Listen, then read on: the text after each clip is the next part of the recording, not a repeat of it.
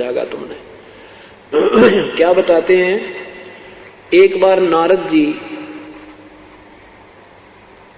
जंगल में साधना करने चले गए। 12 वर्ष तक बैठकर खूब तप किया। मन में मान लिया कि हमने सब इंद्रियों पर काबू कर लिया। अब जंगल में आदमी अकेला रहे, वृक्ष दिखे, पत्ते घास फूस खावे, आप पर यू मन बकवाद करने तो चुप हो जाता, यू दड़ मार जा, ये बिल्कुल दुबक जाता है और फिर ज्यों का त्यों तैयार हो जाता है। ये अनजान ऋषियों को ज्ञान नहीं था। 12 वर्ष के बाद नारद जी आए। ब्रह्मा, विष्णु और महेश जी ये तीनों भाई हैं।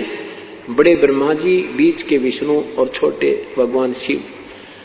तो नारद जी जो ब्रह्मा जी के पुत्र हैं, महर्षि नारद जो है विष्णु जी के पास गए। विष्णु जी ने पूछा, भाई ऋषि जी बहुत दिनों में दर्शन दिए, कहाँ चले गए थे? नारद जी ने कहा कि प्रभु मैं 12 वर्ष तक जंगल में साधना करके आया हूँ और मैंने अपनी इंद्रियों पर काबू पा लिया है। अब मैं माया के और इंद्रियों पर काबू कर लेंगे तो ये संसार में उत्पत्ति कैसे होगी, 1 लाख जीव तू कैसे खाएगा? तो इसका नियम है, इसका नियम है कि bud the evil cut the evil in the bud, यानी बुराई को यानी स्टार्ट में ही काट दे। तो इसने विष्णु जी के मन में प्रेरणा कर दी कि यू बड़ांडी पाक गया नारद जी, ये कहता मन इंद्रियां सारी काबू कर ली, चल इसको ठीक करते हैं। तो उधर से क्या हुआ कि नारद जी मिलकर चल पड़े, वहां से जा रहे हैं, उधर से विष्णु जी पीछे से आ रहे हैं। नारद जी ने पूछा, कहां जा रहे हो प्रभु? हाँ, कहां जा रहे हो प्रभु? कि भाई मैं इधर जाना है, इस लोक में घूम के आऊंगा, आप चलोगे मेरे साथ? नारद जी कहने लगे, मैं तो थाली हूं, आपके साथ ही चल पड़ता हूं, आपकी आज्ञा हो तो। विष्णु जी कहने लगे, आ जाओ मेरे साथ आ जाओ। तो चलते चलते एक दरिया के साथ जा रहे हैं, दरिया के साथ साथ चल रहे हैं। तो नारद जी से कहा विष्णु जी ने कि ऋषि जी आप खड़े रहो, मैं पानी पी कर आता हूं। विष्णु जी ने कहा, नारद जी ने कहा, नहीं महाराज मैं आपके लिए पानी यहीं लाता हूं, आप यहां रुको और मैं आपका सेवक हूं। तो भगवान विष्णु ने कहा कि नारद जी पहले स्नान करना दरिया में, फिर पानी लाना। अच्छा जी। अब नारद जी ने जो ही स्नान करने के लिए डुबकी लगाई दरिया में, तो उसके एक सुंदर लड़की बन गया, एक सुंदर लड़की रूप बन गया नारद जी का। उधर से उसी नगरी का एक राजा टहलने के लिए आया, वह सुंदर लड़की देखी। राजा ने पूछा, कन्या तू कौन है, कहां से आई है, क्या तेरा नाम है, कौन तेरा गांव है? लड़की ने कहा कि मुझे नहीं मालूम मैं कौन हूं, कहां से आई हूं, मेरी बुद्धि काम करना बंद कर चुकी है।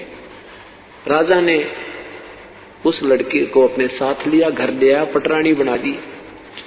कहते हैं 72 संतान हुई उसके, और फुल्ली नहीं समावे, पोतेर पोती हो गए, ठाठ हो गए, और फिर फुल्ली नहीं समावे, और खूब मेरे तो बढ़िया कोई नहीं, मेरी इतनी संतान है। फिर क्या होता, उस राजा का किसी दूसरे राजा से युद्ध हो जाता है और उस राजा ने पूरे के पूरे परिवार का विनाश कर दिया। उसके पुत्र भी मारे गए, युद्ध में गए थे, राजा भी मर गया, कोई शेष नहीं बचा। वो बुढ़िया हो रही थी, वो नारद से बनी औरत। तो उसने सोचा, रो रो कर बुरा हाल कर दिया, सारे बाल पाड़ दिए, न रो रो कर टक्कर मारे। उसने सोचा तू आत्महत्या कर ले और तेरे पास शेष नहीं रहा कोई चीज। तो वो बुढ़िया जो नारद बुढ़िया बनी थी, जाके उस दरिया में सुसाइड करना चाहा, आत्महत्या करने के लिए छलांग लगाई, तो ऊपर एकदम नारायण और नारद बना दिया, नारायण नारायण करता हुआ बाहर आया। उधर से भगवान खड़े खड़े मुस्कुरा रहे हैं। विष्णु जी कहते हैं, अरे नारद बहुत देर लगा दी, मैं तो बहुत प्यास लगी है, जरा पानी ला, शीघ्र ला। और नारद के सबकी बंदरी, जैसे सपने में कोई ऐसी दुर्घटना महसूस हो जावे और ऐसा रोया कर आदमी और जाग जाना, सपन टूट जा तो भी उसको ऐसे महसूस होता जैसे अभी वो तेरे साथ कोई बुरी घटना घट रही है।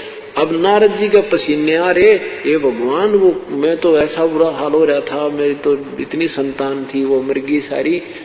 तो फिर जान गया भगवान हंस रहे खड़े खड़े, तब विष्णु जी ने कहा कि तूने क्या था, मैंने सारी इंद्रियां बेकाबू कर दिया।